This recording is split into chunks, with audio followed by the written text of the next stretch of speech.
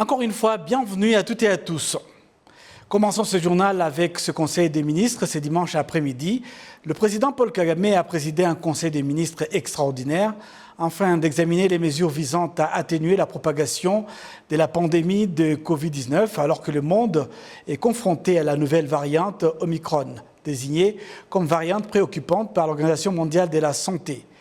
Selon un communiqué émanant de la primature, les recommandations issues de ces conseils recommandent la suspension immédiate des vols commerciaux entre le Rwanda et l'Afrique australe. Tous les voyageurs en provenance de l'étranger doivent disposer d'un test PCR datant d'au moins 72 heures avant leur départ. Tous les voyageurs en provenance de l'étranger doivent être mis en isolement de 24 heures dans un hôtel après avoir subi un test PCR. Les frais émanant étant donc à la charge du voyageur. Un nouveau test sera administré à ce dernier 7 jours plus tard, cette fois à la charge de l'État. 7 jours d'isolement seront obligatoires pour les voyageurs en provenance des pays où le nouveau variant a été signalé à la charge du voyageur. Voilà un peu l'essentiel des recommandations prises par ce Conseil des ministres.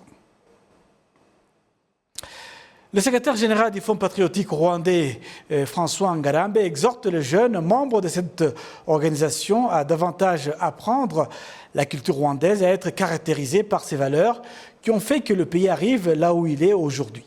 Indication faite ce dimanche lors des assises du Congrès national des jeunes affiliés à cette organisation politique. Les détails avec Kassim Youssouf.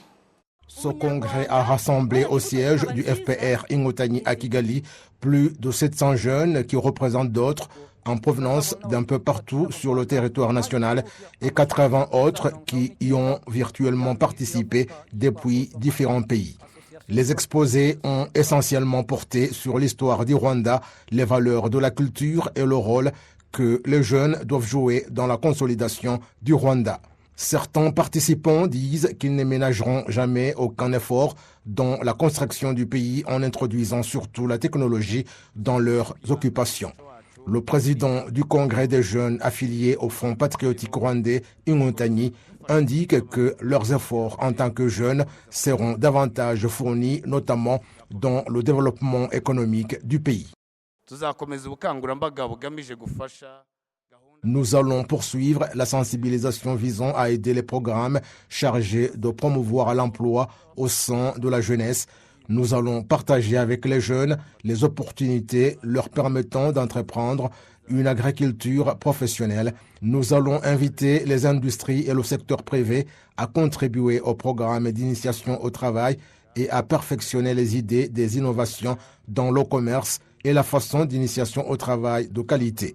Le secrétaire général du Front patriotique rwandais Inkotanyi, François Ngarambe, a félicité les jeunes pour le rôle qu'ils ont joué dans la lutte contre la pandémie de Covid-19, mais les a exhortés à ne ménager aucun effort dans la recherche de solutions à d'autres problèmes auxquels est confrontée la société rwandaise.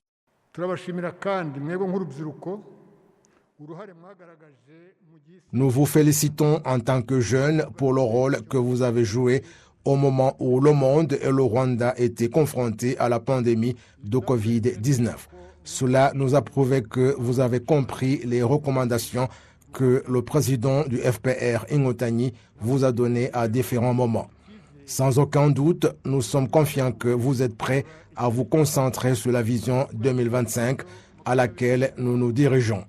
Vous, en tant que jeunes, vous êtes invités à vous placer aux avant-postes pour trouver des solutions aux problèmes existants, notamment la violence faite aux femmes et filles, des adolescentes victimes de grossesses précoces, des enfants qui ne sont pas à l'école, la production agricole qui n'est pas encore au niveau souhaité, les drogues au sein des jeunes, les jeunes sans emploi, le changement climatique, faire face aux pandémies et maladies telles que la Covid, auxquels nous sommes toujours confrontés, et divers autres.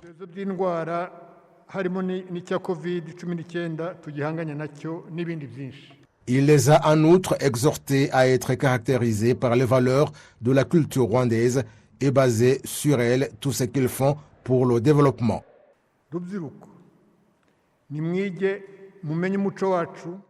Les jeunes apprenaient notre culture, apprenaient l'histoire, les valeurs rwandaises, car ce sont elles qui nous ont façonnés. Ces valeurs dont je parle concernent notamment l'identité rwandaise, le patriotisme, l'héroïsme, être caractérisé par l'intégrité, l'amour du travail bien fait, œuvrer pour sa propre dignité et celle des Rwandais. Ce sont ces valeurs qui ont fait que le Rwanda ne disparaisse pas. Le Congrès national des jeunes affiliés au FPR Inotani se réunit tous les 2 ans et le dernier s'est déroulé en 2019.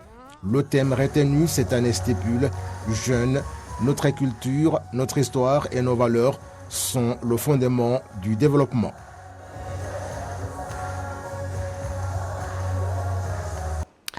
« 28 novembre 1981, 28 novembre 2021, cela fait 40 ans que la Vierge Marie est apparue pour la toute première fois à Kibeho, en district de Nyaruguru. La messe pour célébrer cet événement a été dirigée par Monseigneur Simarande Bonyinege, l'archevêque du diocèse de Kabgayi. Les fidèles qui se rendaient régulièrement sur ce lieu de pèlerinage remercient le gouvernement rwandais qui a construit une route asphaltée menant à Kibeho.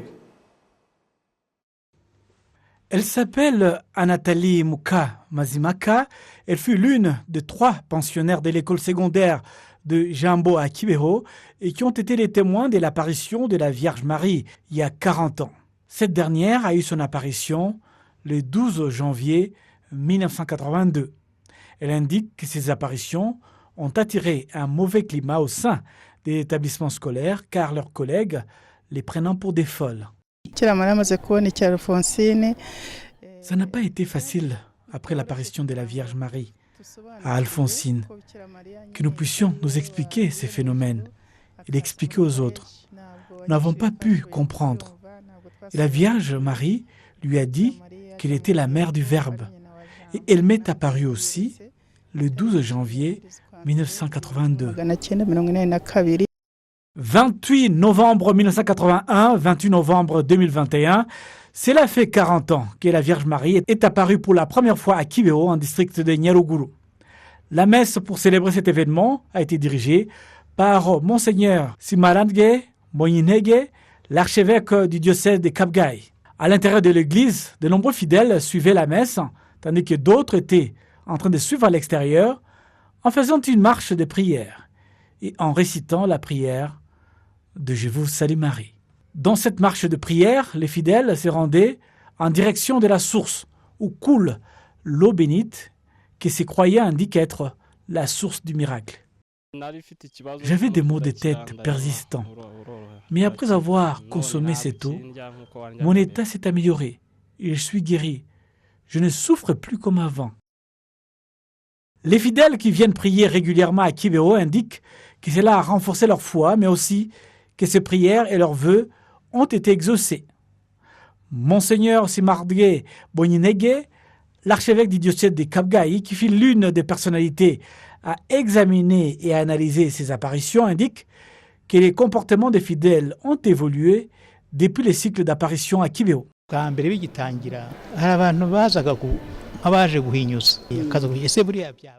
Au début de ces apparitions, les gens venaient incurieux pour voir la véracité de ces révélations. Et certains n'y croyaient même pas. Au début, c'était comme une promenade pour certains qui venaient en touriste, en prenant soit sa petite cigarette pour les uns ou de la bière pour les autres dans les cabarets. Maintenant, les choses ont changé. Certains viennent même pour y passer la nuit. D'autres même passent toute une semaine. On voit que le message saint est passé. Cela fait 2 ans que l'État rwandais a lancé les travaux de construction de la route asphaltée longue de 68 km qui arrive à sa fin cette année. Les fidèles indiquent que cette route a vraiment facilité leur mobilité dans cette région.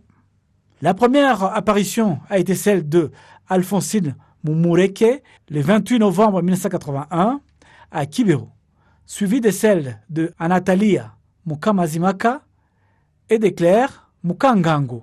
Ce sont les 3 apparitions de la Vierge Marie qui ont été reconnues par l'Église catholique.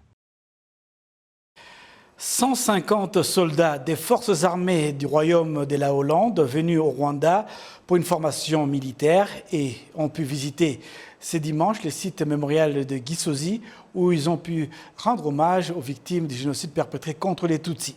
Ces militaires se sont recueillis à l'endroit où reposent les corps des victimes du génocide perpétré contre les Tutsis au Rwanda en 1994.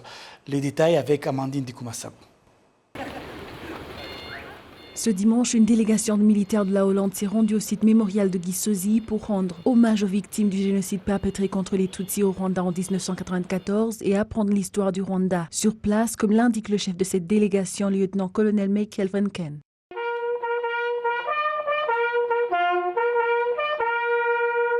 Today, we, soldiers of the Royal Netherlands Army, stand here to pay our respects. Nous, militaires hollandais, sommes ici aujourd'hui pour rendre hommage aux victimes du génocide perpétré contre les Tutsis au Rwanda en 1994 et honorer leur mémoire. C'est également une occasion de rappeler aux militaires que leur responsabilité est en premier lieu la sécurité de la population et leurs biens. Nous avons choisi d'utiliser les armes pour assurer la sécurité du monde entier et le respect des principes de la démocratie. L'ambassadeur de la Hollande au Rwanda s'est exprimé dans le même cadre.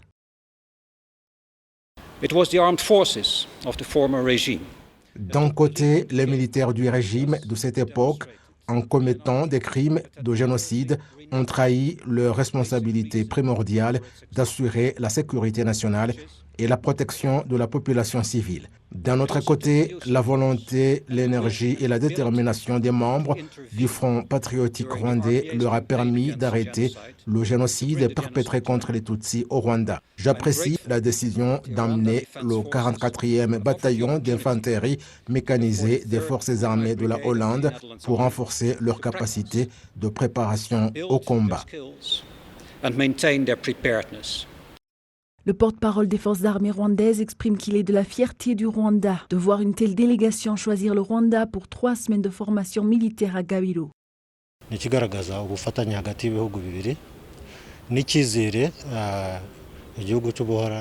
C'est ce qui montre la collaboration de nos deux pays et surtout la confiance que la Hollande a placée dans la nation rwandaise en termes de formation militaire. Ils ont d'abord apprécié notre matériel, l'emplacement des lieux de formation avant de prendre la décision d'amener cette unité militaire ici pour cette formation. Je crois que c'est une preuve que nous sommes sur le bon chemin dans la réalisation de nos objectifs de formation militaire. C'est très appréciable.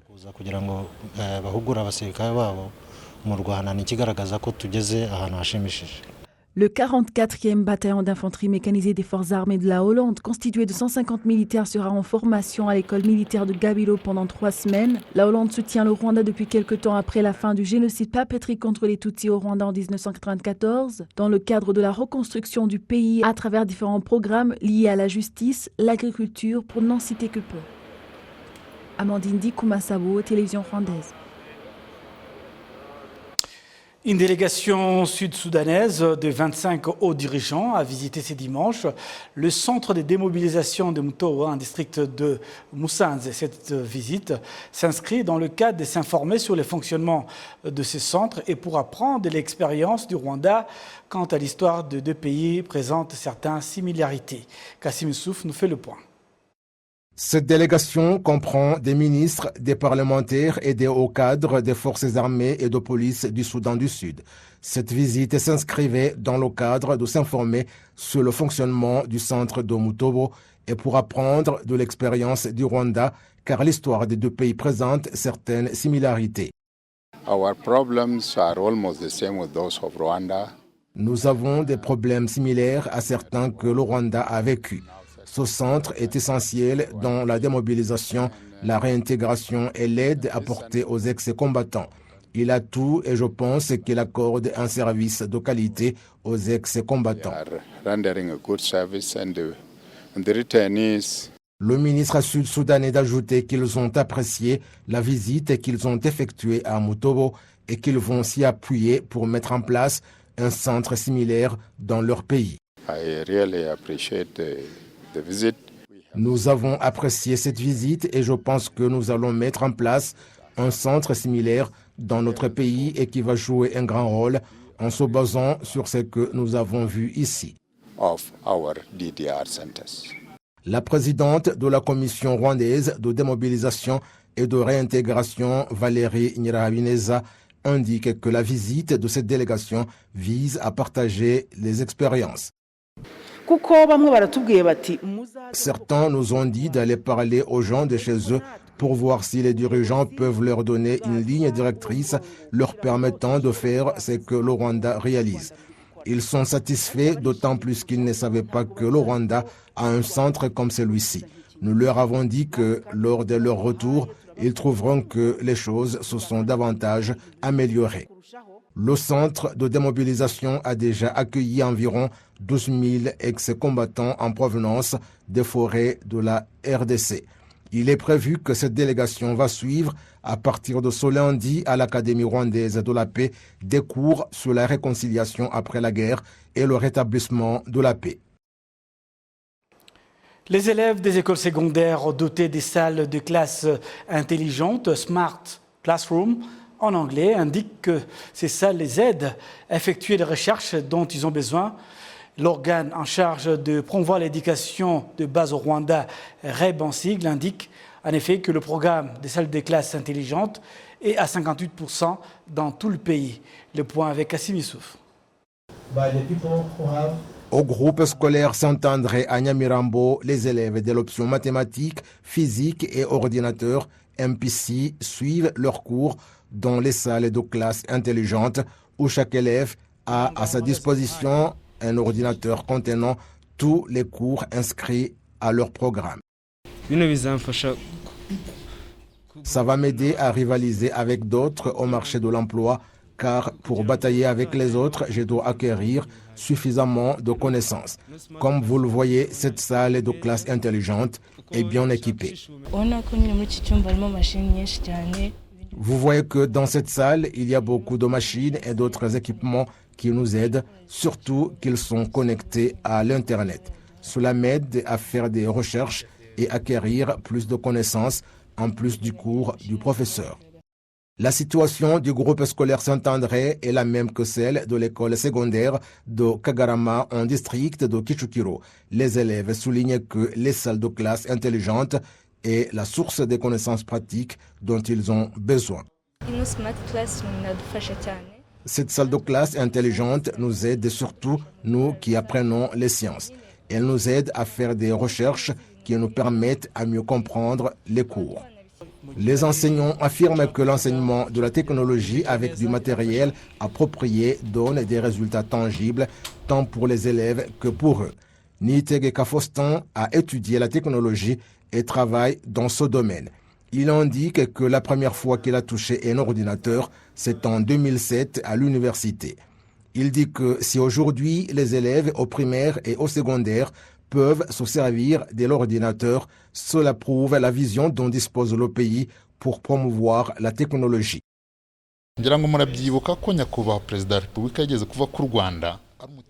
Je pense que vous vous souvenez que Son Excellence, le président de la République, a dit une fois que le Rwanda est le cœur d'Afrique en ce qui concerne la technologie.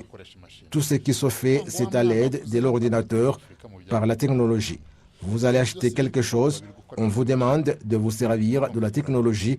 Tout le travail qu'on fait, c'est à l'aide d'un ordinateur. Je pense qu'un enfant qui grandit en se servant de la technologie, il n'aura pas de problème dans son quotidien car il est déjà habitué et l'enseignant qui utilise la technologie dispense bien et vite ses cours. En 2016, le ministère de l'Éducation a mis en place la politique de la technologie dans l'enseignement et la politique d'installation des salles de classe intelligentes a été inaugurée. Ce ministère a ajouté que partout où ce programme est opérationnel, les résultats sont bons. Jusqu'à présent, 855 écoles, soit 58%, disposent de salles de classe intelligentes. Il est prévu qu'en 2024, Ces écoles seront à hauteur de 85%. Là où ce programme est opérationnel, l'école dispose de 105 ordinateurs où 100 sont utilisés par les élèves et 5 par les enseignants. Et puis, changeons de registre. Au Rwanda, la première paroisse a été construite à Save il y a 121 ans. Les chrétiens de cette partie du pays indiquent que cette paroisse est d'une grande importance, non seulement pour leur âme et esprit, mais aussi pour leur développement personnel. Explication avec Amandine Dikumasabo. Tout commence le 8 février 1900 lorsque les premiers pères blancs sont arrivés à Save, dont Monseigneur Joseph Hir, Père Alphonse Brard, Père Barthélemy et Frère Anselme. Ces derniers provenaient de l'Europe, mais leur communauté avait une branche en Algérie. Leurs activités étaient comme écrit dans la Sainte Bible, Évangile selon Matthieu, chapitre 28, du verset 18 au verset 20. Allez, faites de toutes les nations des disciples, les baptisant au nom du Père, du Fils et du Saint-Esprit. Et voici, je suis avec vous tous les jours jusqu'à la fin du monde. D'après Nicolas Mbona Emmanuel, un homme de 62 ans résidant de cette localité, cette paroisse a toujours des instruments de louange qui étaient utilisés à l'époque des premiers baptêmes catholiques. Dans les années 1900, cette paroisse semait l'inquiétude à cause de quoi elle était construite, d'où il en a été construit une autre, plus solide, juste à côté. Les résidents de cette localité parlent de la contribution de cette paroisse dans leur vie. Elles nous ont permis de connaître Dieu en réalité et de prier un seul et unique Dieu, car auparavant, il y avait plusieurs croyances basées sur d'autres divinités. La paroisse de Save qui a été mise en place a apporté un centre de santé afin qu'il y ait des soins médicaux modernes et sûrs.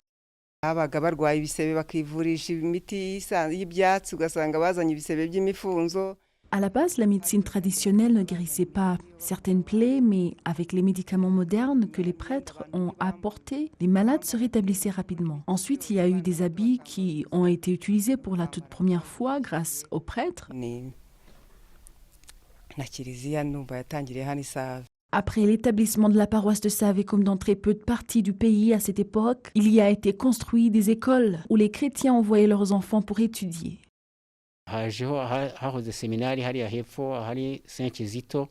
Il y avait un séminaire de l'autre côté avant qu'il soit déplacé vers Butare, précisément à Karuanda.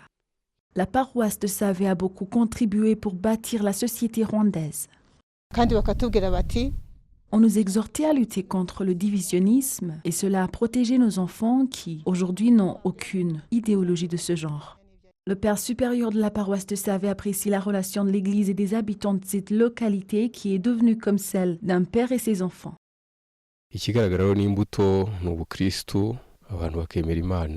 D'un côté, ce qui est évident, c'est le salut. Les gens acceptent de se repentir et de marcher dans la lumière de Dieu pour ainsi vivre en harmonie les uns avec les autres. D'un autre côté, il y a les infrastructures comme les écoles et centres de santé pour le développement de la population. Après la paroisse de Save, il y en a eu d'autres comme Zaza, Nyundo, Gwaza pour n'en citer que peu. Cette paroisse a actuellement près de 43 000 chrétiens et 180 communautés de base. Amandine Dikumasabo, télévision rwandaise. J'espère que vous avez apprécié cette édition et pour vous rappeler, à la prise de vue, il y avait François Bouddha Troirigua, à la prise de son, il y avait David Kabogura, au graphique c'était Scream, et au mixage vidéo c'était Silas. L'ingénieur de cette antenne, Eric Baziga, à la direction de cette édition, c'était Janvier Karangwa Murenzi, au contrôle d'antenne, c'était Caritas Ndikumana. Au nom de toute cette belle équipe, je vous souhaite de passer une excellente suite de programmes sur la télévision rwandaise.